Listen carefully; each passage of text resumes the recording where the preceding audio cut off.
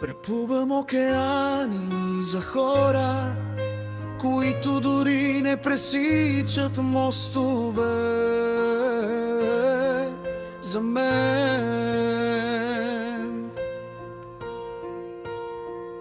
Ако някой сериозно иска да бъде част от живота ти, той сериозно ще положи усилия да бъде в него. Без причини, без извинения. Чудя се как хората се променят толкова лесно. Един ден си важен, на следващия си безполезен. Животът е твърде кратък, за да губиш време с хора, които те карат да се чувстваш зле, без абсолютно никаква причина.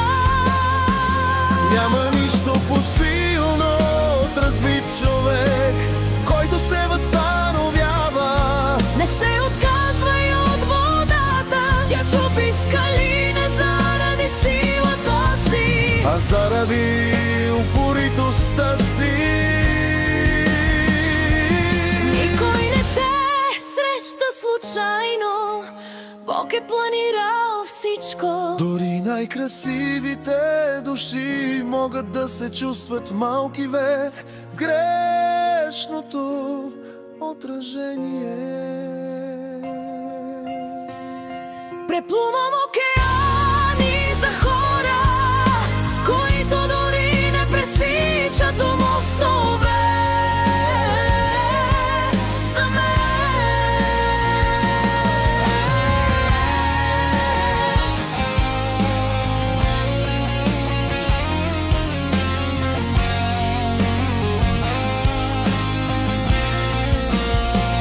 Ако някой сериозно иска да бъде част от живота ти, той сериозно ще положи усилия да бъде в него.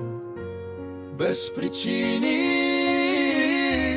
без извинения. Чудя се как хората се променят толкова лесно.